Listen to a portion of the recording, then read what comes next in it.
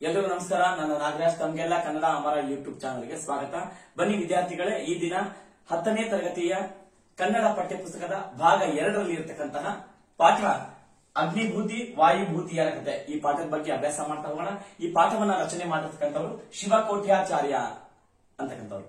ಶಿವಕೋಟ್ಯಾಚಾರ್ಯ ಅಂತಕ್ಕಂಥವರು ಕನ್ನಡದ ಪ್ರಪ್ರಥಮ ಅಥವಾ ಮೊಟ್ಟ ಮೊದಲ ಗದ್ಯ ಕೃತಿಯಾಗಿರ್ತಕ್ಕಂಥ ವಡ್ಡಾರಾಧನೆಯ ಕರ್ತೃ.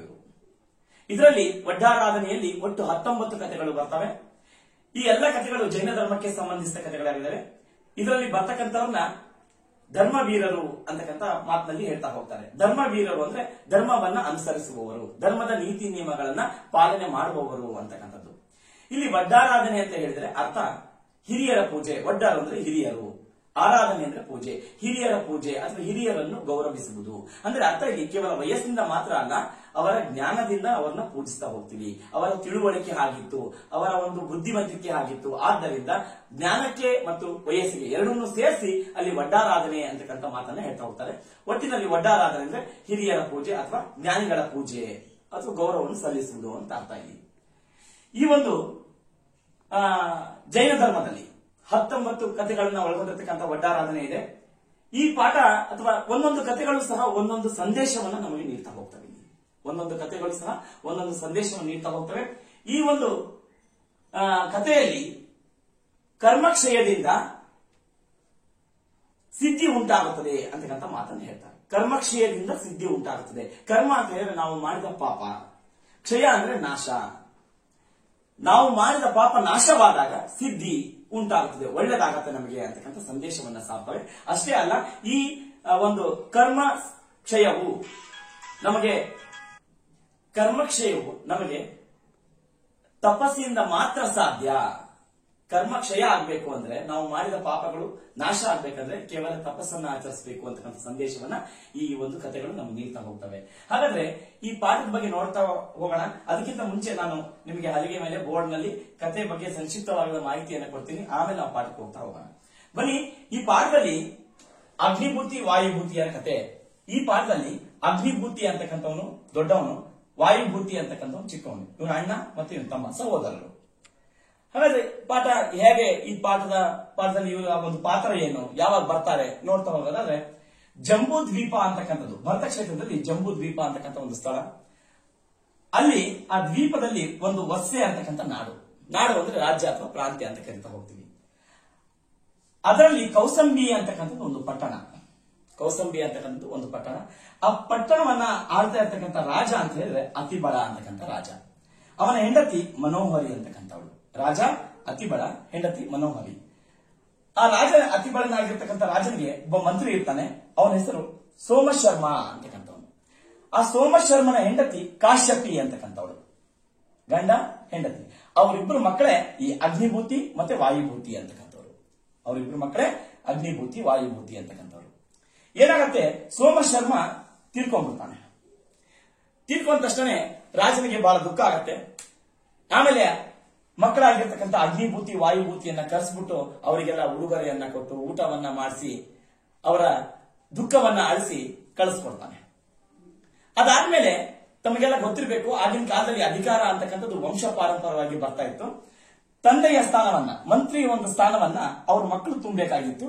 ಆದ್ದರಿಂದ ರಾಜ ಮತ್ತೊಮ್ಮೆ ಏನ್ ಮಾಡ್ದ, ಅಗ್ನಿಭೂತಿ ವಾಯುಭೂತಿಯನ್ನ ಆ ಸ್ಥಾನಕ್ಕೆ ಕರೆಸ್ಕೊಂಡು ಕೇಳ್ತಾನೆ, ನೀವೇನೆಲ್ಲ ಓದಿದ್ದೀರಾ, ಏನಾದ್ರು ಶಾಸ್ತ್ರಗಳು ಜ್ಯೋತಿಷ್ಯ ನಿಮ್ಗೆ ಗೊತ್ತಾ, ಏನು ಓದಿದ್ದೀರಾ ಅಂದಾಗ ಇವರಿಬ್ರು ಕಣ್ಣೀರಿಡ್ತಾ ಸುಮ್ಮನೆ ನಿಂತ್ಕೊಂಡ್ಬಿಡ್ತಾರೆ, ಏನು ಮಾತಾಡೋದೇ ಇಲ್ಲ. ಅವಾಗ ಅಲ್ಲಿರ್ತಕ್ಕಂಥ ಇತರ ಮಂತ್ರಿಗಳು ಜನರು ಹೇಳ್ತಾರೆ, ಇವರಿಬ್ರು ಏನು ಓದಿಲ್ಲ, ಇವ್ರಿಗೆ ಯಾವುದೇ ಶಾಸ್ತ್ರಗಳು ವಿದ್ಯೆಗಳು ಗೊತ್ತಿಲ್ಲ, ಸಪ್ತ ವ್ಯಸನಗಳು ಇವರು. ಅಂದ್ರೆ ಅರ್ಥ ದುಶ್ಚಟಕ್ಕೆ ಒಳಗಾದವರು, ಮೋಸ, ಕಳ್ತನ, ಸುಳ್ಳು ಹೇಳ್ತಕ್ಕಂಥದ್ದು, ಕೆಟ್ಟ ಮಾತುಗಳನ್ನ ಆಡ್ತಕ್ಕಂಥದ್ದು, ಇಂಥವೇ ಒಂದು ಕೆಟ್ಟ ಚಾಳಿಯನ್ನ ಇವರು ಒಳಗೊಂಡಿದ್ದಾರೆ. ಇವ್ರಿಗೆ ಯಾವುದೇ ವಿದ್ಯೆ ಬರೋದಿಲ್ಲ ಅಂದಾಗ ರಾಜನಿಗೆ ಬಹಳ ದುಃಖ ಆಗತ್ತೆ. ಇವರಿಬ್ಬರನ್ನು ಅಲ್ಲಿಂದ ಅಟ್ಟಿಸ್ಬಿಡ್ತಾನೆ, ಕಳಿಸಿ ಇವರ ಒಬ್ಬ ಸಂಬಂಧಿಯಾಗಿರ್ತಕ್ಕಂಥ ದಾಯಾದಿ, ಚಿಕ್ಕ ದೊಡ್ಡಪ್ಪನ ಮಕ್ಕಳು ಯಾರೋ ಇರ್ತಾರೆ, ಅವರನ್ನ ಏನ್ ಮಾಡ್ತಾನೆ, ಮಂತ್ರಿ ಮಾಡ್ತಾನೆ. ಅಂದ್ರೆ ಅವ್ರ ತಂದೆಯ ಸ್ಥಾನವನ್ನ ಆ ದಾಯಾದಿ ತುಂಬಿಕೊಂಡ್ಬಿಡ್ತಾನೆ, ದಾಯಾದಿ ಮಂತ್ರಿ ಆಗ್ಬಿಡ್ತಾನೆ. ಈ ವಿಷಯ ಅಗ್ನಿಭೂತಿ ವಾಯುಭೂತಿ ಗೊತ್ತಾಗತ್ತೆ. ತಮಗೆ ಬರಬೇಕಾಗಿರ್ತಕ್ಕಂತಹ ತಂದೆಯ ಸ್ಥಾನ, ಮಂತ್ರಿ ಸ್ಥಾನ ಇನ್ನೊಬ್ರಿಗೆ ಹೋಯ್ತಲ್ಲ ತಮ್ಮ ಸಂಬಂಧಿಕರಿಗೆ ಹೋಗ್ಬಿಡ್ತಲ್ಲ, ತನ್ನ ಇನ್ನೊಬ್ಬ ಸಹೋದರನಿಗೆ ಹೋಗ್ಬಿಡ್ತಲ್ಲ ಅಂತ ಹೇಳ್ಬಿಟ್ಟು, ದೂರದ ಸಂಬಂಧಿಗೆ ಹೋಗ್ಬಿಡ್ತಾರ ಅಂತ ಹೇಳ್ಬಿಟ್ಟು ಬಹಳ ದುಃಖಿತರಾಗ್ತಾರೆ. ದುಃಖಿತರಾಗಿ ಒಂದು ನಿರ್ಧಾರವನ್ನ ಮಾಡ್ತಾರೆ, ತಾವು ಸಹ ವಿದ್ಯೆಯನ್ನ ಕಲಿಬೇಕು ಅಂತ ಹೇಳಿ ನಿರ್ಧಾರ ಮಾಡಿ ತಮ್ಮ ತಾಯಿಯಾಗಿರ್ತಕ್ಕಂಥ ಕಾಶ್ಯಪಿ ಹತ್ರ ಹೋಗ್ತಾರೆ. ಕಾಶ್ಯಪಿಯ ಬಳಿ ಹೋಗಿ ಹೇಳ್ತಾರೆ, ಅಮ್ಮ ನಾವು ಭಿಕ್ಷೆ ಬೇಡಿ ಆದ್ರೂ ಸಹ ನಾವು ವಿದ್ಯೆಯನ್ನ ಕಲಿಬೇಕು ಅಂತ ನಿರ್ಧಾರ ಮಾಡಿದೀವಿ ಅಂತ ತಮ್ಮ ಆಸೆಯನ್ನ ತಮ್ಮ ತಾಯಿಗೆ ತಿಳಿಸಿದಾಗ ಆ ತಾಯಿ ಹೇಳ್ತಾಳೆ ಬಹಳ ಖುಷಿಯಾಗಿ, ಆಯ್ತು ನೀವು ವಿದ್ಯೆ ಕಲಿಬೇಕು ಅಂತ ಮಾಡಿದ್ರಲ್ಲ, ಹಾಗಾದ್ರೆ ಇಲ್ಲಿ ಮಗಧೆ ಅಂತಕ್ಕಂಥ ಒಂದು ನಾಡಿದೆ. ಆ ನಾಡಿನಲ್ಲಿ ಒಂದು ರಾಜಗೃಹ ಅಂತಕ್ಕಂಥ ಒಂದು ಪಟ್ಟಣ ಇದೆ. ಆ ಪಟ್ಟಣವನ್ನ ಆಳ್ತಕ್ಕಂಥ ರಾಜ ಸುಬಲ, ಅವನ ಹೆಂಡತಿ ಸುಪ್ರಭೆ ಅಂತಕ್ಕಂಥವ್ರು. ಆ ರಾಜನಿಗೆ ಒಬ್ಬ ಮಂತ್ರಿ ಇದ್ದಾನೆ. ಆ ಮಂತ್ರಿ ಹೆಸರು ಸೂರ್ಯಮಿತ್ರ ಅಂತಕ್ಕಂಥ ಮಂತ್ರಿ. ಆ ಮಂತ್ರಿ ಯಾರಿದಾರಲ್ಲ ಸೂರ್ಯಮಿತ್ರ, ಅವನು ನನ್ನ ಸಹೋದರ ಅವನು. ಆದ್ದರಿಂದ ನೀವು ಅವನತ್ರ ಹೋದ್ರೆ ಅವನು ನಿಮಗೆ ವಿದ್ಯೆಯನ್ನು ಹೇಳ್ಕೊಡ್ತಾನೆ ಅಂತ ಹೇಳ್ಬಿಟ್ಟು ಒಂದು ಕಾಗದವನ್ನ ಕೊಡ್ತೀನಿ. ನೀವು ಹೋಗಿ ಸೂರ್ಯಮಿತ್ರ, ನನ್ನ ಸಹೋದರನಾಗಿರ್ತಕ್ಕಂಥ ಸೂರ್ಯಮಿತ್ರನಿಗೆ ಕೊಟ್ಬಿಡಿ, ಅವನು ನಿಮಗೆ ವಿದ್ಯೆಯನ್ನು ಹೇಳ್ಕೊಡ್ತಾನೆ ಅಂತ ಹೇಳ್ಬಿಟ್ಟು ಒಂದು ಕಾಗದವನ್ನ ಬರೆದು ಏನ್ ಮಾಡ್ತಾಳೆ, ಅಗ್ನಿಭೂತಿ ವಾಯುಭೂತಿಗೆ ಕೊಡ್ತಾಳೆ. ಅವರು ಹೊರಡ್ತಾರೆ. ತಾಯಿಯ ಆಶೀರ್ವಾದ ಪಡ್ಕೊಂಡು ಎಲ್ಲಿಗೆ ಬರ್ತಾರೆ, ಸೀದಾ ರಾಜಗೃಹಕ್ಕೆ ಬರ್ತಾರೆ. ರಾಜಗೃಹಕ್ಕೆ ಬಂದು ಸೂರ್ಯಮಿತ್ರನನ್ನ ಕಂಡು ಆ ಕಾಗದವನ್ನ ಕೊಡ್ತಾರೆ. ನೀವು ಯಾರು ಎಲ್ಲಿಂದ ಬಂದ್ರಿ ಅಂದಾಗ, ನಾವು ಕೌಸಂಬಿ ಅಂತಕ್ಕಂತಹ ಪಟ್ಟಣದಿಂದ ಬಂದಿದ್ದೀವಿ, ಅಲ್ಲಿ ನಮ್ಮ ತಾಯಿ ಹೆಸರು ಕಾಶ್ಯಪಿ ಅಂತಕ್ಕಂಥವಳು, ಅವಳು ನಿಮ್ಮ ತಂಗಿ ಆಗ್ಬೇಕಂತೆ, ಆದ್ದರಿಂದ ಈ ಒಂದು ಕಾಗದವನ್ನ ಕೊಟ್ಟಿದ್ದಾಳೆ ಅಂತ ಹೇಳ್ಬಿಟ್ಟು ಕಾಗದವನ್ನ ಕೊಡ್ತಾರೆ. ಕಾಗದವನ್ನ ಇಸ್ಕೊಂಡು ಸೂರ್ಯಮಿತ್ರ ಓದ್ತಾನೆ. ಅದರಲ್ಲಿ ಏನ್ ಬರ್ದಿತ್ತಪ್ಪ ಅಂತ ಹೇಳಿದ್ರೆ, ಅವರ ತಂಗಿ ಕಾಶ್ಯಪಿ ಬರ್ದಿರ್ತಾಳೆ, ಇವರು ತಂದೆಯನ್ನ ಕಳ್ಕೊಂಡಿದ್ದಾರೆ, ಸೋಮಶರ್ಮ ನನ್ನ ಗಂಡ ಮತ್ತೆ ಅವರಿಬ್ರು ತಂದೆ, ಅವನ್ನ ಕಳ್ಕೊಂಡಿದ್ದಾರೆ. ಇವನಿಗೆ ಮಂತ್ರಿ ಆಗಿದ್ದ, ಆ ಮಂತ್ರಿ ಪದವಿ ಇವರು ಸಿಗ್ಬೇಕಾಗಿತ್ತು, ಆದ್ರೆ ಸಿಗ್ಲಿಲ್ಲ. ಕಾರಣ ಇವರು ಯಾವುದೇ ವಿದ್ಯೆಯನ್ನ ಕಲಿತಿಲ್ಲ, ದುಶ್ಚಟಗಳಿಗೆ ಬಲಿಯಾಗಿದ್ದಾರೆ, ಸಪ್ತ ವ್ಯಸನಿಗಳು. ಆದ್ದರಿಂದ ಇವರಿಗೆ ತಮ್ಮ ತಂದೆ ಆಗಿರ್ತಕ್ಕಂತಹ ಸೋಮಶರ್ಮನ ಮಂತ್ರಿ ಪದವಿ ಸಿಗ್ಲಿಲ್ಲ. ಆದ್ದರಿಂದ ನೀನು ಇವರಿಗೆ ವಿದ್ಯೆಯನ್ನ ಹೇಳ್ಕೊಡು, ಜ್ಯೋತಿಷ್ಯವನ್ನ ಹೇಳ್ಕೊಡು, ಬುದ್ಧಿವಂತರನ್ನಾಗಿ ಮಾಡು ಅಂತ ಹೇಳ್ಬಿಟ್ಟು ಆ ಕಾಗದದಲ್ಲಿ ಬರೆದಿರ್ತಾರೆ. ಅವ ಕಾಗದವನ್ನು ಓದಿ ಸೂರ್ಯಮಿತ್ರ ಒಂದು ಉಪಾಯವನ್ನ ಮಾಡ್ತಾನೆ. ಏನಪ್ಪಾ ಅಂದ್ರೆ, ಇವರಿಗೆ ನಾನು ಮಾವ ಅಂತ ಗೊತ್ತಾಗ್ಬಿಟ್ರೆ ಸಲಿಗೆ ಸಿಕ್ಕಂಗಾಗತ್ತೆ. ಆದ್ದರಿಂದ ಹೇಳ್ತಾನೆ, ನನಗೆ ಯಾವುದೇ ಕಾಶ್ಯಪಿ ಅಂತಕ್ಕಂಥ ತಂಗಿ ಇಲ್ಲ ಅಂತ ಸುಳ್ಳು ಹೇಳ್ತಾನೆ. ಮತ್ತೆ ಸೋಮಶರ್ಮ ಅಂತಕ್ಕಂಥ ಮೈದುನ ಇಲ್ಲ, ನೀವ್ಯಾರು ನನಗೆ ಗೊತ್ತಿಲ್ಲ, ಆದ್ರೆ ನನ್ನ ಹೆಸರು ಸೂರ್ಯಮಿತ್ರ. ಆದ್ರೆ ನೀವೇನ್ ನಮ್ಮ ಮಾವ ಅಂತ ಹುಡ್ಕೊಂಡು ಬಂದಿರಲ್ಲ, ಆ ಮಾವ ಸೂರ್ಯಮಿತ್ರ ನಾನಲ್ಲ, ನನ್ನ ಹೆಸರು ಮಾತ್ರ ಸೂರ್ಯಮಿತ್ರ. ಆದ್ರೆ ನೀವು ವಿದ್ಯೆ ಕಲಿಬೇಕು ಅಂತ ಬಹಳ ಆಸೆ ಪಟ್ಕೊಂಡು ಬಂದಿದ್ದೀರಾ, ನಾನು ವಿದ್ಯೆಯನ್ನ ಕಲಿಸ್ಕೊಡ್ಲಿಕ್ಕೆ ತಯಾರಿದ್ದೀನಿ. ನೀವು ನಿರ್ಬಂಧಕ್ಕೆ ಒಳಗಾಗಿ, ನೀತಿ ನಿಯಮಗಳಿಗೆ ಒಳಗಾಗಿ ವಿದ್ಯೆಯನ್ನ ಕಲಿತೀರಿ ಅಂತ ನಾನು ಹೇಳಿಕೊಡ್ತೀನಿ ಅಂತ ಹೇಳ್ಬಿಟ್ಟು ಏನ್ ಮಾಡ್ತಾನೆ, ಸೂರ್ಯಮಿತ್ರ ಅವರಿಬ್ಬರಿಗೂ 7-8 ವರ್ಷಗಳ ಕಾಲ ವಿದ್ಯೆಯನ್ನು ಹೇಳ್ಕೊಡ್ತಾನೆ. ಬಹಳ ಕಷ್ಟದಿಂದ ವಿದ್ಯೆಯನ್ನು ಕಲಿತಾರೆ. ಅವರಿಗೆ ಯಾವುದೇ ಸುಖ ಭೋಗಗಳು ಸಿಗೋದಿಲ್ಲ, ಊಟ ಸರಿಯಾಗಿ ಕೊಡಲ್ಲ, ನಿದ್ರೆ ಸರಿಯಾಗಿ ಮಾಡಲ್ಲ ಅವರಿಬ್ರು, ಮತ್ತೆ ಯಾವುದೇ ಒಂದು ಸುಖ ಮತ್ತು ಒಳ್ಳೆಯ ಭೋಜನ ಆಗ್ಲಿ ಯಾವುದೇ ಅವರಿಗೆ ಸಿಗೋದಿಲ್ಲ. ಅಷ್ಟು ಕಷ್ಟಪಟ್ಟು 7-8 ವರ್ಷಗಳ ಕಾಲ ವಿದ್ಯೆಯನ್ನು ಕಲಿತಾರೆ ಸೂರ್ಯಮಿತ್ರನ ಒಂದು ಅಡಿಯಲ್ಲಿ. ಅವರಿಬ್ರು ಎಲ್ಲ ವಿದ್ಯೆ ಆಗತ್ತೆ. 7-8 ವರ್ಷ ವಿದ್ಯೆ ಕಲಿತ ಮೇಲೆ ಅವರು ತಮ್ಮ ನಾಡಿಗೆ ಹೋಗ್ಲಿಕ್ಕೆ ತಯಾರಾಗ್ತಾರೆ, ಕೌಸಲ್ಗೆ ಹೋಗ್ಲಿಕ್ಕೆ. ಅವಾಗ ಸೂರ್ಯಮಿತ್ರ ಹೇಳ್ತಾನೆ, ನಾನು ನಿಮ್ಮ ಮಾವ, ಕಾಶ್ಯಪಿ ಅಂತಕ್ಕಂಥವಳು ನಮ್ಮ ತಂಗಿ. ಆದ್ರೆ ಯಾಕೆ ನಾನು ಸುಳ್ಳು ಹೇಳಿದೆ ಅಂದ್ರೆ, ನೀವು ದುಶ್ಚಟಗಳಿಗೆ ಬಲಿಯಾಗಿದ್ರಿ, ಎಲ್ಲಿ ನಮ್ಮ ಮಾವ ಅಂತ ಗೊತ್ತಾಗ್ಬಿಟ್ರೆ ನಿಮಗೆ ಮತ್ತೆ ನೀವು ಸಲಹೆಯನ್ನ ಕೊಟ್ಬಿಟ್ರೆ ನೀವು ಮತ್ತೆ ಯಾವುದೇ ವಿದ್ಯೆ ಕಲಿಯೋದಿಲ್ಲ ಅಂತ ಗೊತ್ತಾಗಿ ನಾನು ನಿಮಗೆ ಸುಳ್ಳನ್ನ ಹೇಳಿದೆ, ದಯವಿಟ್ಟು ನನ್ನ ಕ್ಷಮಿಸ್ರಿ ಅಂತ ಹೇಳ್ಬಿಟ್ಟು ಆ ಸೂರ್ಯಮಿತ್ರ ಏನ್ ಮಾಡ್ದ, ಇವರಿಬ್ರಿಗೂ ಹೇಳ್ತಾನೆ, ಸತ್ಯವನ್ನ ಹೇಳ್ಬಿಟ್ಟ. ಆ ಸತ್ಯವನ್ನ ಕೇಳಿದ್ಮೇಲೆ ಅಗ್ನಿಭೂತಿ ಮನಸ್ಸಿನಲ್ಲಿ ಅಂದ್ಕೊಂಡ, ಇಲ್ಲ ನೀವು ನಮಗೆ ಸರಿಯಾಗಿ ಹೇಳಿದ್ದೀರಾ, ಯಾವುದೇ ತೊಂದರೆ ಇಲ್ಲ, ನಮ್ಗೆ ದುಃಖ ಆಗಿಲ್ಲ, ನಮ್ಗೆ ಒಳ್ಳೆ ವಿದ್ಯೆಯನ್ನ ಕಲಿಸ್ಕೊಟ್ಟಿದ್ರ ಅಂತ ಹೇಳ್ಬಿಟ್ಟು ಮನಸ್ಸಿನಲ್ಲೇ ಇವನಿಗೆ ವಂದಿಸ್ತಾನೆ. ಅಗ್ನಿಭೂತಿ ಯಾರಿಗೆ, ಸೂರ್ಯಮಿತ್ರ ವಂದಿಸ್ತ. ಆದ್ರೆ ವಾಯುಭೂತಿಗೆ ಸ್ವಲ್ಪ ನೋವಾಗಿರುತ್ತೆ, ಅವನು ನಮಗೆ ಅಪಕಾರ ಮಾಡಿದ್ರಿ ಅಂತ ಮನಸ್ಸಿನಲ್ಲೇ ಹೇಳ್ತಾನೆ. ನಮಗೆ ಯಾವುದೇ ಒಳ್ಳೆಯ ಭೋಜನ ಕೊಡ್ಲಿಲ್ಲ, ನಮಗೆ ಸುಖ ಸಿಗ್ಲಿಲ್ಲ, ಒಳ್ಳೆಯ ನಿದ್ರೆ ಇಲ್ಲ, ನಮಗೆ ಎಣ್ಣೆ ತಲೆ ಹಚ್ಕೊಳ್ಳಿಕ್ಕೆ ಎಣ್ಣೆನೂ ಕೊಡ್ಲಿಲ್ಲ, ಹೀಗೆಲ್ಲ ಬಹಳ ಕಷ್ಟವನ್ನ ನೀವು ಕೊಟ್ಟಿದ್ದೀರಾ, ಆದ್ದರಿಂದ ನಿಮಗೆ ಅಪಕಾರ ಮಾಡಿದಿರ ಅಂತ ಮನಸ್ಸಿನಲ್ಲೇ ಹೇಳ್ಕೊಂಡ್ಬಿಟ್ಟು ನಮಸ್ಕಾರ ಮಾಡಿ ಇಬ್ರು ಅಣ್ಣ ತಮ್ಮ ಎಲ್ಲಿ ಬರ್ತಾರೆ, ಕೌಸಂಬಿಗೆ ಬರ್ತಾರೆ. ಬಂದು ತಾಯಿಗೆ ನಮಸ್ಕರಿಸಿ ಹೇಳ್ತಾರೆ, ನಾವೆಲ್ಲ ವಿದ್ಯೆಯನ್ನು ಕಲ್ತ್ಕೊಂಡ್ ಬಂದಿದ್ವಿ ಅಂತ ತಾಯಿಗೆ ಬಹಳ ಖುಷಿ ಆಗುತ್ತೆ. ನಂತರ ರಾಜನಾಗಿರ್ತಕ್ಕಂಥ ಅತಿಬಳ ಅವನ ಆಸ್ಥಾನಕ್ಕೆ ಹೋಗಿ ತಮ್ಮ ವಿದ್ಯೆ ಏನೆಲ್ಲ ಕಲ್ತಿದ್ರೋ ಅದನ್ನೆಲ್ಲ ಪ್ರದರ್ಶಿಸಿ ಉತ್ತಮ ಮಕ್ಕಳು, ಯಾರ ಮಕ್ಕಳು ಅಂತ ಹೇಳ್ಬಿಟ್ರೆ ಸೋಮಶರ್ಮನ ಮಕ್ಕಳು ಬಹಳ ಒಳ್ಳೆಯವರು ಅಂತ ಹೇಳ್ಬಿಟ್ಟು ಹೆಸರನ್ನ ಗಳಿಸ್ಕೊಳ್ತಾರೆ. ಆನಂತರ ಸುಖವಾಗಿ ಜೀವನವನ್ನ ಅಲ್ಲಿ ಪ್ರಾರಂಭ ಮಾಡ್ತಾರೆ ಸುಖವಾಗಿ ಜೀವನವನ್ನು ನಡೆಸ್ತಾ ಇದ್ರು ಅಂತಕ್ಕಂಥದ್ದು ಇಲ್ಲಿ ಸಂಕ್ಷಿಪ್ತವಾಗಿ ನಾನು ಕಥೆಯನ್ನು ಹೇಳಿದ್ದೀನಿ. ಬನ್ನಿ ಪಠ್ಯಪುಸ್ತಕ ಸಮೇತ ನಾವು ಓದ್ತಾ ಹೋಗೋಣ. ಬಹಳ ನಿಧಾನಕ್ಕೆ ಹೇಳ್ತಕ್ಕಂಥ ಒಂದು ಪ್ರಯತ್ನವನ್ನ ಮಾಡ್ತೀನಿ. ಅದು ಹಳೆಗನ್ನಡ, ಬಿಡಿಸಿ ಬಿಡಿಸಿ ಹೇಳ್ತಕ್ಕಂಥ ಪ್ರಯತ್ನವನ್ನು ಮಾಡ್ತೀನಿ. ನೋಡ್ತಾ ಹೋಗಿ. ಬನ್ನಿ ಪಠ್ಯಪುಸ್ತಕ ಸಮೇತ ನೋಡ್ತಾ ಹೋಗೋಣ. ಈ ಜಂಬೂ ದ್ವೀಪದ ಭರತ ಕ್ಷೇತ್ರದೊಳ್ ಒಸ್ಸೆ ಎಂಬುದು ನಾಡ್, ಅಲ್ಲಿ ಕೌಸಂಬಿ ಎಂಬುದು ಪೊಳಲ್. ಇಲ್ಲಿ ಅರ್ಥ ಮಾಡ್ಕೋಬೇಕಾಗಿರ್ತಕ್ಕಂಥದ್ದು ಇಷ್ಟೇ. ಇಲ್ಲಿ ಅರ್ಥ ಮಾಡ್ಕೊಳ್ಳಿ.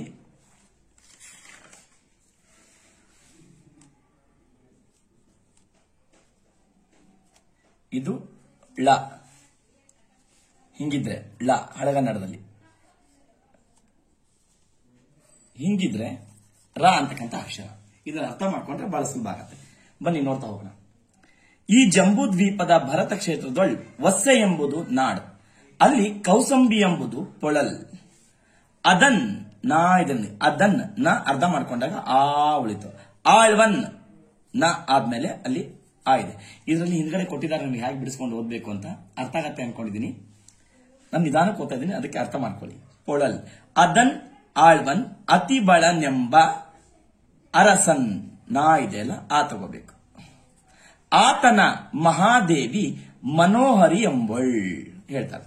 ಈ ಜಂಬೂ ದ್ವೀಪದ ಭರತ ಕ್ಷೇತ್ರದಲ್ಲಿ, ಭರತ ಭೂಮಿಯಲ್ಲಿ ಜಂಬೂ ದ್ವೀಪ ಅಂತಕ್ಕಂಥದ್ದು ಒಂದು ದ್ವೀಪ ಇದೆ. ಅದರಲ್ಲಿ ಒಸ್ಸೆ ಎಂಬುದು ಒಂದು ನಾಡು, ರಾಜ್ಯ. ಅಲ್ಲಿ ಕೌಸಂಬಿ ಅಂತಕ್ಕಂಥ ಒಂದು ಪೊಳಲ್, ಪೊಳಲ್ ಅಂದ್ರೆ ಊರು ಅಥವಾ ಪಟ್ಟಣ ಅಂತಕ್ಕಂಥದ್ದು. ಅದನ್ ಆಳ್ವನ್, ಅದನ್ನು ಆಳುತ್ತಿದ್ದವನು ಅತಿಬಳನೆಂಬ ಅರಸನ್, ಅತಿಬಳ ಅಂತಕ್ಕಂಥ ಅರಸ ಆಳ್ವಿಕೆ ಮಾಡ್ತಿದ್ದ. ಅವನ ಮಹಾದೇವಿ ಪಟ್ಟದ ರಾಣಿ, ಮಹಾದೇವಿ ಅಂದ್ರೆ ಪಟ್ಟದ ರಾಣಿ ಅಥವಾ ಅರಸಿ. ಮನೋಹರಿ ಎಂಬಳ್, ಮನೋಹರಿ ಎಂಬುವಳು ಅವನ ರಾಣಿಯಾಗಿರ್ತಾಳೆ. ಪೆಸರ್ಗೆ ತಕ್ಕಂತೆ, ಹೆಸರಿಗೆ ತಕ್ಕಂತೆ ನೋಡಿದರೆಲ್ಲರ ಕಣ್ಣಾಲಿಗೆ, ಯಾರೆಲ್ಲ ನೋಡ್ತಿದ್ರೋ ಅವರ ಕಣ್ಣಾಲಿಗೆ, ಅವರ ಕಣ್ಣುಗಳಿಗೆ ಸೊಗೈಸುವಳ್, ಸೊಗಸನ್ನ ನೀಡುವವಳಾಗಿದ್ದಳು, ಸುಂದರಿಯಾಗಿದ್ದಳು. ಸತ್ಯ ಶೌಚ ಆಚಾರಂಗಳಿಂ, ಸತ್ಯವಂತಳೂ ಆಗಿದ್ದಳು. ಶೌಚ ಅಂತ ಹೇಳಿದ್ರೆ ಇಲ್ಲಿ ಶುಚಿತ್ವ ಅಂತಕ್ಕಂಥದ್ದು. ಶೌಚ ಅಂದ್ರೆ ಶುಚಿತ್ವ. ಆಚಾರಗಳನ್ನು ಕೂಡಿದವಳಾಗಿದ್ದಳು, ಆಚಾರಗಳನ್ನ ಅನುಸರಿಸ್ತಾ ಇದ್ಲು. ಅತ್ಯಂತ ರೂಪ ಲಾವಣ್ಯ, ಬಹಳ ಸುಂದರಿಯಾಗಿದ್ದಳು. ಸೌಭಾಗ್ಯ ಕಾಂತಿಯುತಳಾಗಿದ್ದಳು, ಸೌಭಾಗ್ಯವಂತಳು ಕಾಂತಿಯುತಳು ಆಗಿದ್ದಳು. ಹಾವಭಾವ, ಅವಳ ಹಾವಭಾವ ಬಹಳ ಚೆನ್ನಾಗಿತ್ತು. ವಿಲಾಸ, ವೈಭವದಿಂದ ಕೂಡಿದ್ದಳು, ವೈಭವದ ಜೀವನ ನಡೆಸ್ತಾ ಇದ್ಲು. ವಿಭ್ರ ಮಂಗಳನ್ ಒಡೆಯಳ್, ವಿಭ್ರ ಅಂತ ಹೇಳಿದ್ರೆ ಬೆಡಗು, ವೈಯಾರದಿಂದ ಕೂಡಿದವಳು ಆಗಿದ್ದಳು. ಅಂತವರ್ಗಳ್ ಹೀಗಿರುವಾಗ ಅಷ್ಟ ವಿಷಯ ಕಾಮಭೋಗಗಳನ್ ಸುಖದಿಂದ ಜೀವನವನ್ನು ಅನುಭವಿಸುತ್ತಿದ್ದಾಗ ಹೀಗೆ ಗಂಡ ಹೆಂಡತಿ ಜೀವನವನ್ನ ನಡೆಸ್ತಾ ಇದ್ರು, ಸುಖದ ಜೀವನವನ್ನ. ಮತ್ತೆ ಆ ಅರಸನ ಮಂತ್ರಿ, ಈ ಅರಸ ಅಂದ್ರೆ ಅತಿಬಳ ಅರಸನ ಮಂತ್ರಿ ಯಾರಾಗಿದೆ ಅಂದ್ರೆ ನಿಮಗೆ ಹೇಳಿದ ಕಥೆಯಲ್ಲಿ ಸೋಮಶರ್ಮನ್ ಎಂಬ ನಾಥನ್, ಸೋಮಶರ್ಮ ಅಂತಕ್ಕಂಥವನು ಒಬ್ಬ ಮಂತ್ರಿ ಆಗಿದ್ದ. ಆತನ ಭಾರ್ಯೆ, ಆತನ ಹೆಂಡತಿ ಕಾಶ್ಯಪಿ ಎಂಬಳ್, ಕಾಶ್ಯಪಿ ಅಂತಕ್ಕಂಥವಳು ಅವನ ಹೆಂಡತಿ ಆಗಿದ್ಲು. ಯಾರು? ಸೋಮಶರ್ಮ ಮಂತ್ರಿ ಹೆಂಡತಿ ಕಾಶ್ಯಪಿ.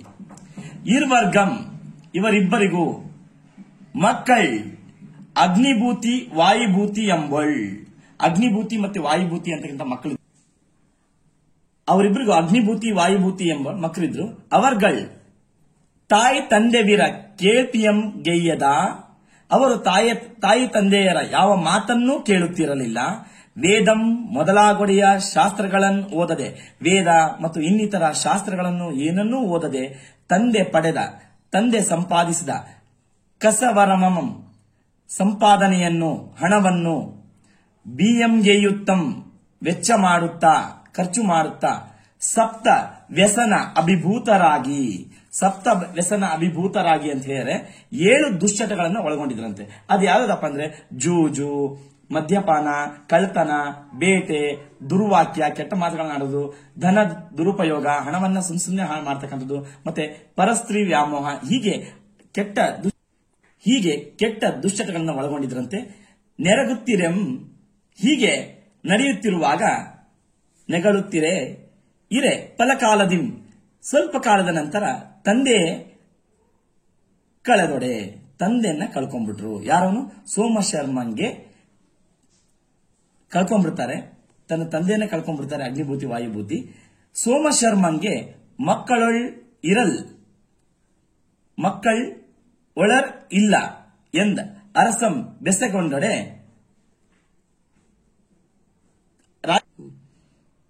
ಅವಾಗ ರಾಜ ಅತಿ ಬಳಿಗೆ ಹೇಳ್ತಾನೆ, ಮಕ್ಕಳೊಳ್ ಆರ್ ಇಲ್ಲ ಎಂದರಸಂ, ಮಕ್ಕಳು ಯಾರು ಇದ್ದಾರೋ ಇಲ್ವೋ ಎಂದು ಅರಸಂ ಅತಿ ಬಳ ಕೇಳಿದಾಗ, ಬೆಸೆಗೊಂಡು ಕೇಳಿದಾಗ, ಒಳರ್ ಎಂದು ಇದ್ದಾರೆಂದು ಪೇಳ್ದೊಡೆ ಹೇಳಿದಾಗ, ಕೆಲವರು ಹೇಳ್ತಾರೆ ಹೌದು ಅವರಿಗೆ ಮಕ್ಕಳಿದ್ದಾರೆ ಅಂತ ಹೇಳ್ತಾರೆ. ಅವರನ್ನು ಕರೆದು ಬಳಿ ಎಟ್ಟಿ ಬರಸಿ, ಅವರನ್ನು ತನ್ನ ಬಳಿ ಕರೆಸಿ ಆಸ್ಥಾನಕ್ಕೆ ಕರೆಸಿದ ರಾಜ ಅತಿಬಳನು ಮಜ್ಜನದೊಳ್ ಮಿಸಿಸಿ ಅವರಿಗೆ ಸ್ನಾನವನ್ನ ಮಾಡಿಸಿ, ಉಡಿಸಿ ಅವರಿಗೆ ಹೊಸ ಬಟ್ಟೆಯನ್ನು ಉಡಿಸಿ, ತುಡಿಸಿ ಅವರಿಗೆ ಗೌರವವನ್ನು ನೀಡಿ ಊಟ ಮಾಡಿಸಿ ಗೌರವ ನೀಡಿ, ತಾಂಬೂಲವನ್ನು ಕೊಟ್ಟು, ಉಬ್ಬೆಗಂ ಪಡೆದಿರಿ, ದುಃಖವನ್ನು ಪಡೆಯದಿರಿ, ದುಃಖವನ್ನ ಮಾಡ್ಕೋಬೇಡಿ ಎಂದು ನುಡಿದ್ ಅವರಿಗೆ ಹೇಳಿ, ದುಃಖಮನ್ ಆಳಿಸಿ, ಅವರ ದುಃಖವನ್ನು ಅಳಿಸಿ ತೆಗೆದುಹಾಕಿ, ದುಃಖವನ್ನು ಮರೆಯಿಸಿ, ಬೀಡಿಂಗೆ ಪೋಗಲ್ ವೇಳ್ದು, ಅವರನ್ನ ಮನೆಗೆ ಕಳಿಸ್ಕೊಡ್ತಾನೆ. ಕೆಲವು ದಿವಸ ಬಳಿ ಎಟ್ಟಿ ವರಸಿ, ಮತ್ತೆ ಕೆಲವು ದಿವಸದ ನಂತರ ತನ್ನ ಬಳಿ ಕರೆಸಿಕೊಂಡು ಅತಿಬಳ ರಾಜನು, ನೀವು ಯಾವ ಓದುಗಳನ್ನು ಬಲ್ಲಿರ್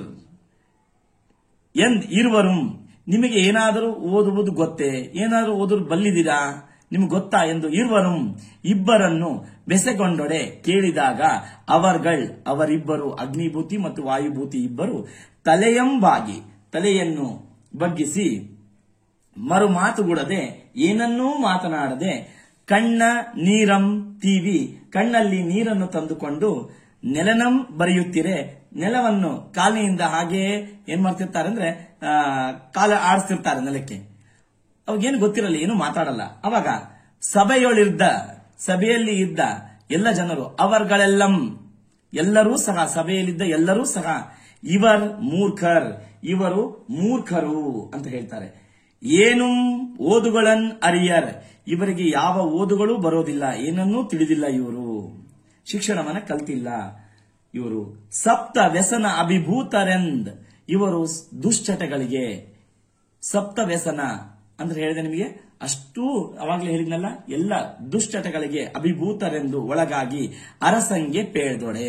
ಅರಸಂಗೆ ಹೇಳಿದಾಗ ಅರಸನ್ ಅವರ್ಗಳನ್ ಅಟ್ಟಿ, ಸಿಟ್ಟು ಬಂದು ಅವರನ್ನು ಆಸ್ಥಾನದಿಂದ ಅಟ್ಟು ಬಿಡ್ತಾನೆ. ಅಟ್ಟಿ ಕಳೆದವರ ಅಂದ್ರೆ ಅವರ ಒಂದು ಸಂಬಂಧಿಕರ, ದಾಯಾದಿಯಾಗಿರ್ತಕ್ಕಂತಹ ಚಿಕ್ಕ ದೊಡ್ಡಪ್ಪನ ಮಕ್ಕಳು ಅಂತ ಕಾಣಿಸುತ್ತೆ.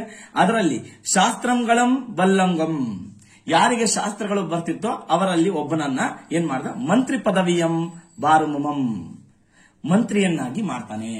ಅದು ನಿಜವಾದ ಮಂತ್ರಿಗಿರಿ ಅಗ್ನಿಭೂತಿ ವಾಯುಭೂತಿಗೆ ಬರಬೇಕಾಗಿತ್ತು. ನಾ ಹೇಳಿದೆ ನಿಮಗೆ, ಅದು ಅಧಿಕಾರ ಅಂತಕ್ಕಂಥದ್ದು ವಂಶ ಪಾರಂಪರವಾಗಿ ಬರಬೇಕಾಗಿತ್ತು. ಇಲ್ಲಿ ಇವರಿಗೆ ಓದು ಬರಹ ಬರಲಿಲ್ಲ. ಆದ್ದರಿಂದ ಅರಸ ಏನ್ ಮಾಡ್ದ, ಅವರಿಗೆ ಕೊಡದೇನೆ ಅವರಲ್ಲೇ ಒಬ್ಬ ದಾಯಾದಿಗೆ, ಸಂಬಂಧಿಕರಿಗೆ ಆ ಒಂದು ಮಂತ್ರಿ ಪದವಿಯನ್ನು ಕೊಡ್ತಾನೆ. ಕೊಟ್ಟಾಗ ಪ್ರತಿಪತ್ತಿಯುಮಂ, ಅವರ ಗೌರವವನ್ನು ಕೊಡ್ತಾನೆ. ಆ ಮಂತ್ರಿಗೆ ಒಂದು ಮಂತ್ರಿ ಪದವಿಯನ್ನು ಕೊಡ್ತಾನೆ, ಆ ದಾಯಾದಿಗೆ ಮತ್ತೆ ಗೌರವವನ್ನು ಕೊಡ್ತಾನೆ. ಕೊಟ್ಟುದಂ ಕೇಳಿದು, ಅವ್ರಿಗೆ ಯಾವಾಗ ಆ ಮಂತ್ರಿ ಪದವಿಯನ್ನು ಕೊಡ್ತಾನೋ ಅದನ್ನ ಕೇಳಿದ ಇಬ್ಬರು ಅಗ್ನಿಭೂತಿ ವಾಯುಭೂತಿಯರು ಉಬ್ಬೆಗಂ ಪಟ್ಟು, ಆಶ್ಚರ್ಯರಾಗಿ ಅಥವಾ ದುಃಖವನ್ನ ಪಟ್ಟು, ಬೇಜಾರಾಗಿ, ವ್ಯಸನವನ್ನ ತಂದುಕೊಂಡು, ವೈರಾಗ್ಯ ಪಾರಾಯಣರಾಗಿ ಅಂದ್ರೆ ಸಂತೋಷವನ್ನ ತ್ಯಾಗ ಮಾಡಿ, ಕಪ್ಪಡಂ ಉಟ್ಟು, ಕಪ್ಪಡಂ ಅಂದ್ರೆ ಹರಕು ಬಟ್ಟೆಯನ್ನು ಉಟ್ಟು, ಇಲ್ಲಿ ಬೈಕಂದಿರಿದಿ ಹೇಳ್ತಾ ಹೋಗ್ತಾರೆ. ಭಿಕ್ಷೆಯನ್ನ ಅವ್ರು ಹೇಳ್ತಾರೆ ಕಪ್ಪಡಂ ಉಟ್ಟು, ಬೈಕಂದಿರಿದು ಇನ್ನು ಅಪ್ಪೊಡೆ ಓದುವಂ, ನಾವು ಭಿಕ್ಷೆಯನ್ನಾದರೂ ಎತ್ತಿ ಇನ್ನಾದರೂ ಓದುವೆವು ಎಂದು ತಾಯಿಗೆ, ತಮ್ಮ ತಾಯಿಯಾಗಿರ್ತಕ್ಕಂಥ ಕಾಶ್ಯಪಿಗೆ, ಇಬ್ಬರು ಅಗ್ನಿಭೂತಿ ವಾಯುಭೂತಿ ಹೇಳಿದಾಗ ನುಡಿದಡೆ ಅಂತ ಅಪ್ಪೊಡೆ, ಹಾಗಾದರೆ ಮಕ್ಕಳಿರ ಎಂದು ಹೇಳಿದಾಗ, ಹಾಗಾದ್ರೆ ಮಕ್ಕಳ ಅಂತ ಹೇಳ್ಬಿಟ್ಟು ಕಾಶ್ಯಪಿ ತಮ್ಮ ಮಕ್ಕಳಿಗೆ ಹೇಳ್ತಾರೆ ಅಗ್ನಿಭೂತಿ ವಾಯುಭೂತಿ. ಏನಂತ ಹೇಳ್ತಾರೆ, ಮಗದೆ ಎಂಬುದು ನಾಡು. ನಾ ಹೇಳಿದೆ ನಿಮಗೆ, ಎಲ್ಲಿ ಮಗದೆ ಅಂತಕ್ಕಂಥ ಒಂದು ನಾಡು, ಅಲ್ಲಿ ರಾಜಗೃಹಂ ಎಂಬುದು ಪೊಳಲ್, ಅಲ್ಲಿ ರಾಜಗೃಹ ಅಂತಕ್ಕಂಥ ಒಂದು ಪಟ್ಟಣ. ಅದನ್ ಆಳ್ವಂ, ಅದನ್ನು ಯಾರು ಆಳ್ತಿದ್ರು? ಸುಬಲನ್ ಎಂಬ ಅರಸನ್ ಆತನ್. ಸುಬಲನ್ ಎಂಬ ಅರಸನು ಆಳ್ವಿಕೆ ಮಾಡ್ತಾ ಇದ್ದಾನೆ. ಆತನ ಮಹಾದೇವಿ, ಆತನ ಅಂದ್ರೆ ಆತನ ಮಹಾದೇವಿ ಅಂದ್ರೆ ಪಟ್ಟದ ಅರಸಿ ಸುಪ್ರಭೆ ಎಂಬಳ್. ಸುಪ್ರಭೆ ಅಂತಕ್ಕಂಥವಳು ಅವನ ಹೆಂಡತಿ, ಸುಬಲನ ಹೆಂಡತಿ. ಅವರು ಆಳ್ತಾ ಇರೋದು ಮಗಧೆಯಲ್ಲಿ. ಸುಪ್ರಭೆ ಎಂಬಳ್. ಅವರಿಗೆ ಮಂತ್ರಿ ಎಮ್ಮಣ್ಣಂ, ಅವರಿಬ್ಬರಿಗೂ ಮಂತ್ರಿ ಯಾರು? ಆ ರಾಜ್ಯಕ್ಕೆ ಮಂತ್ರಿ. ಮಗಧೆ ಅಂತಕ್ಕಂಥ ಒಂದು ಊರು, ಇಟ್ ಮೀನ್ಸ್ ನಾಡು, ಅದು ಎಲ್ಲಿದೆ ಅಂತ ಹೇಳಿದ್ರೆ ರಾಜಗೃಹದಲ್ಲಿ. ಆ ರಾಜಗೃಹಕ್ಕೆ ಮಂತ್ರಿ ಯಾರಾಗಿದ್ದಾರೆ ಅಂದ್ರೆ ಮಂತ್ರಿ ಎಮ್ಮಣ್ಣಂ, ನಮ್ಮ ಅಣ್ಣನೇ ಮಂತ್ರಿ ಆಗಿದ್ದಾನೆ. ಅವನ ಹೆಸರು ಸೂರ್ಯಮಿತ್ರನ್ ಎಂಬಂ. ಯಾರವನು? ಸೂರ್ಯಮಿತ್ರ ಅಂತಕ್ಕಂಥವನು ನಮ್ಮ ಅಣ್ಣ, ಅವನೇ ಅಲ್ಲಿಯ ಮಂತ್ರಿ. ಎಲ್ಲಾ ಓದುಗಳಮಂ ಬಲ್ಲನ್ ಆತಂ, ಎಲ್ಲಾ ಓದುಗಳನ್ನು ತಿಳಿದವನು. ಆತನು ನಿಮ್ಮನ್ನು ಓದಿಸಿ ಯೋಗ್ಯರಂ ಮಾಡುವಂತಿರೇ, ನಿಮ್ಮನ್ನು ಯೋಗ್ಯರನ್ನಾಗಿ ಮಾಡುವನು. ನಿರೂಪಿಸಿ ಎಂದು ಹೇಳಿ, ಕಲ್ಪಿಸಿ ಓಲೆಯಂ ಬರೆಯಿಸಿ ಎಂದು ಒಂದು ಪತ್ರವನ್ನು ಬರೆಯಿಸಿ ನಿಮ್ಮ ಕೈಯೊಳಟ್ಟು ಅಟ್ಟಿದಪಂ, ನಿಮ್ಮ ಕೈಯಲ್ಲಿ ಕೊಟ್ಟು ಆ ಪತ್ರವನ್ನು ನಿಮ್ಮನ್ನ ಅಲ್ಲಿಗೆ ಕಳಿಸ್ತೀನಿ. ನೀವಿಬ್ಬರು ಹೋಗಿ ಅಲ್ಲಿಗೆ ಹೋಗಿ ನಿಮ್ಮ ಮಾವನ, ಯಾರೋ ಅವ್ರ ಮಾವ ಸೂರ್ಯಮಿತ್ರ, ನಿಮ್ಮ ಮಾವನ ಆಗತ್ತಾ ಮಾವನ ಪಕ್ಕದೊಳ್ ಓದಿಂ ಎಂದು ಓಲೆಯಂ ಬರೆಯಿಸಿ ಕೊಟ್ಟೊಡೆ. ಒಂದು ಓಲೆಯನ್ನ ಬರೆಯಿಸಿ ಅವಳೇನ್ ಮಾಡ್ತಾಳೆ, ಅವ್ರ ಕೈಯಲ್ಲಿ ಕೊಡ್ತಾಳೆ. ಕೊಟ್ಟಡೆ ಅವರಿಬ್ಬರು ತಾಯಂ ಬೀಳ್ಕೊಂಡು, ತಮ್ಮ ತಾಯಿಗೆ ನಮಸ್ಕಾರವನ್ನ ಮಾಡಿ ಬೀಳ್ಕೊಂಡು, ಕತಿಪಯ ಅಂದ್ರೆ ಹಲವು ದಿವಸಗಳ ನಂತರ ರಾಜಗೃಹಮೆನ್ ರಾಜಗೃಹಕ್ಕೆ ಬಂದು ಅಂದ್ರೆ ಬಂದು, ಸೂರ್ಯಮಿತ್ರನ ಮನೆಯಂ ಬೆಸಗೊಂಡು, ಸೂರ್ಯಮಿತ್ರನ ಮನೆಯನ್ನು ಕೇಳಿಕೊಂಡು ಅಲ್ಲಿಗೆ ಹೋಗಿ ಕಂಡು ಓಲೆಯನ್ನಿಕ್ಕಿದೊಡೆ, ಅವನನ್ನ ಕಂಡು ಓಲೆಯನ್ನು ಕೊಟ್ಟಾಗ ಸೂರ್ಯಮಿತ್ರನ್ ಹೇಳ್ತಾನೆ, ಸೂರ್ಯಮಿತ್ರನ್ ಎಲ್ಲಿಂ ಬಂದಿರ್, ನೀವು ಎಲ್ಲಿಂದ ಬಂದಿರುವಿರಿ? ಆರ್ ಓಲೆ ಎಂದು, ಇದು ಯಾರು ಕೊಟ್ಟ ಓಲೆ ಎಂದು ಬೆಸೆಗೊಂಡೆಡೆ ಕೇಳಿದಾಗ, ಕೌಸುಂಬಿಯಂ ಬಂದೆವು, ನಾವು ಕೌಸುಂಬಿಯಿಂದ ಬಂದಿರುವೆವು. ನಿಮ್ಮ ತಂಗಿಯಾದ ಕಾಶ್ಯಪಿ ಅಂದವಳು, ಕಾಶ್ಯಪಿ ಅಟ್ಟಿದ ಓಲೆ, ಅವಳು ಕೊಟ್ಟ ಓಲೆ. ಕಾಶ್ಯಪಿ ಅಟ್ಟಿದ ಓಲೆ ಅಂದ್ರೆ ಕಾಶ್ಯಪಿ ಕೊಟ್ಟ ಓಲೆಯಂ ಓಲೆಯನ್ನು ಬಾಜಿಸಿ ಅಂದ್ರೆ ಓದಿ. ಕಾಶ್ಯಪಿ ಅಟ್ಟಿದ ಓಲೆಯನ್ ಎಂದು ಹೇಳಿದಾಗ ಓಲೆಯಂ ಬಾಜಿಸಿ, ಓಲೆಯನ್ನು ಓದಿ, ಕಾಗದವನ್ನು ಓದಿ ನೋಡಿ. ಸೋಮಶರ್ಮ ಅದರಲ್ಲಿ ಏನ್ ಬರ್ದಿತ್ತು ನೋಡಿ ಹೇಳ್ತಾನೆ. ಓಲೆಯನ್ನು ಓದ್ತಾನೆ, ಅದನ್ನು ನೋಡಿದಾಗ ಸೋಮಶರ್ಮಂ ಕಳೆದುದಂ, ಸೋಮಶರ್ಮನು ತೀರಿ ಹೋಗಿದ್ದಾನೆ ಅಂತ ಬರ್ದಿರ್ತಾಳೆ. ಇಲ್ಲಿಂದ ಅವಳು ಏನ್ ಬರ್ದಿದ್ದಾಳೆ ಅಂತ ಅದರಲ್ಲಿ ಬರ್ದಿದೆ. ಮಂತ್ರಿ ಪದವಿ ಪೆರರ್ಗಾದುದಂ, ಮಂತ್ರಿ ಪದವಿ ಬೇರೆಯವರಿಗೆ ಸಿಕ್ಕಿದೆ, ಇವರು ಸಿಗ್ಲಿಲ್ಲ ನಮ್ಮ ಮಕ್ಕಳಿಗೆ. ಯಾಕಂದ್ರೆ ಸಪ್ತ ವ್ಯಸನ ಅಭಿಭೂತರಾಗಿ, ನಮ್ಮ ಮಕ್ಕಳು ಸಪ್ತ ವ್ಯಸನ ಅಭಿಭೂತರಾಗಿದ್ದಾರೆ, ದುಶ್ಚಟಗಳಿಗೆ ಬಲಿಯಾಗಿದ್ದಾರೆ. ಬಾಳೆಂ ಕೆಟ್ಟುದಂ, ಬಾಳಿ ಕೆಟ್ಟಿ ಹೋಗಿದ್ದಾರೆ, ಪೂರ್ತಿ ಹಾಳಾಗಿ ಹೋಗಿದ್ದಾರೆ. ಶಾಸ್ತ್ರಜ್ಞರು ಅವರನ್ನು ಶಾಸ್ತ್ರವಂತರನ್ನಾಗಿ ಮಾಡಿ, ಬುದ್ಧಿ ಒಡೆಯರು ಅವರನ್ನು ಬುದ್ಧಿವಂತರನ್ನಾಗಿ,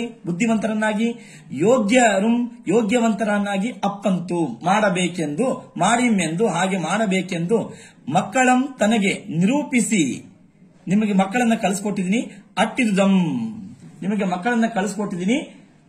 ಅಟ್ಟಿದಂ ಇವೆಲ್ಲಂ ಅಷ್ಟನ್ನೂ ಬಾಜಿಸಿ, ಅದು ಹೀಗೆ ಬರೆದಿದ್ದನ್ನು ಎಲ್ಲವನ್ನೂ ಓದಿ ನೋಡಿ. ಇವರಿಬ್ಬರಿಗೆ ಪಸರಂ ಕೊಟ್ಟೆನ್ ಅಪ್ಪಡೆ, ನಾನು ಸಲಹೆಯನ್ನು ಕೊಟ್ಟಿದ್ದೇ ಆದರೆ ಮುಂದಿನಂತೆ ಆಗಿನಂತೆ ಉರ್ಕಿ ಅಂದ್ರೆ ಇಲ್ಲಿ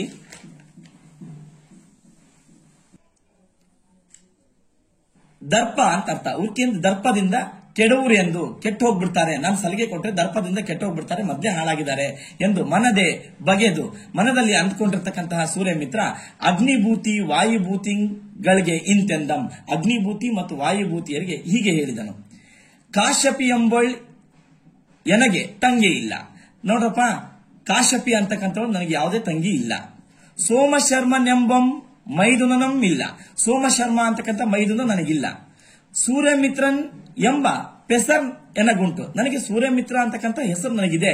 ಆದರೆ ನಿಮ್ಮ ಮಾವನಪ್ಪ ಸೂರ್ಯಮಿತ್ರನ್ ಅಲ್ಲೆನ್, ನಿಮ್ಮ ಮಾವನಾದ ಸೂರ್ಯಮಿತ್ರ ನಾನಲ್ಲ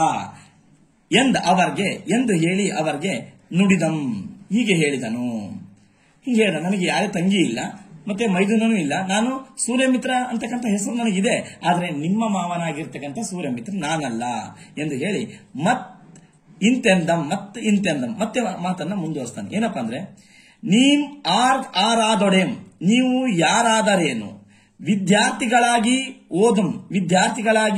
ಓದುವೆಂದು ಕಲ್ವೆಂ ಎಂಬೊಳ್ ಅಲ್ತಿಯೊಳ್ ವಿದ್ಯೆಯನ್ನು ಕಲಿಯಬೇಕೆಂಬ ಆಸೆಯಿಂದ ವಿದ್ಯೆಯನ್ನು ಕಲಿಯಬೇಕೆಂಬ ಆಸೆಯಿಂದ ಬಂದಿರುವಿರಿ. ಬೈಕಂದಿರಿದು ಭಿಕ್ಷೆಯನ್ನಾದರೂ ಬೇಡಿ, ಕಪ್ಪಡಮಂ ಉಟ್ಟು ಹರಕು ಬಟ್ಟೆಯನ್ನು ತೊಟ್ಟು, ಇರುಳುಂ ಪಗಲುಂ ಎಲಸದೆ. ಇರುಳುಂ ಅಂದ್ರೆ ಕತ್ತಲು, ಮತ್ತೆ ಇರುಳು ಅಂತ ಅರ್ಥ, ಕತ್ತಲು ಮತ್ತು ಹಗಲು ರಾತ್ರಿ ಎನ್ನದೆ ನಿರ್ಬಂಧದಿಂದ ನೀತಿ ನಿಯಮದಿಂದ ಓದಲ್ ಆರ್ಪೊಡೆ, ನೀವು ಓದುವ ಸಾಮರ್ಥ್ಯ ನಿಮಗಿದ್ದರೆ ನಿಮ್ಮನ್ ಓದಿಸಲ್ ಅಕ್ಕುಂ, ನಾನು ನಿಮ್ಮನ್ನು ಓದಿಸುವೆನು, ನಿಮಗೆ ವಿದ್ಯೆಯನ್ನು ನೀಡುವೆನು ಎಂಬುದು ನೋಡಿ. ಅಕ್ಕುಂ ಎಂದೊಡೆ ಅವರ್ಗುಳಂ, ಹೀಗೆ ಹೇಳಿದಾಗ ಅವರಿಬ್ಬರು ಈಂ ದಯಗೇಯುಂ, ನಮಗೆ ನೀವು ದಯಮಾಡಿ ಮಹಾಪ್ರಸಾದಮೆಂದು ನಮಗೆ ನಿಮ್ಮ ಅನುಗ್ರಹವನ್ನು ನೀಡಿ ಎಂದು ಅವರಿಬ್ಬರು ಅಗ್ನಿಭೂತಿ ಮತ್ತು ವಾಯುಭೂತಿ ಕೇಳಿಕೊಂಡಾಗ ಪೊಡೆಮಟ್ಟು ನಮಸ್ಕರಿಸಿ ಆತನಿಗೆ ಹರ್ಷಚಿತ್ತರಾಗಿ ಸಂತೋಷದಿಂದ ಹೇಳ್ತಾರೆ.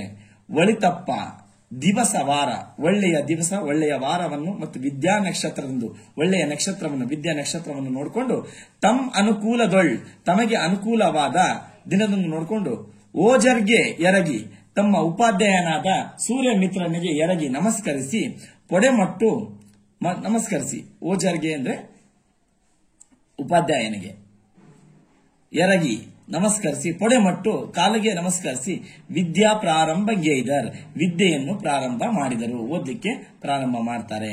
ಅದು ಏನಾಗತ್ತೆ ಮುಂದಿನ ಕತೆ ಭಾಗ 2 ನೋಡ್ತಾ ಹೋಗೋಣ.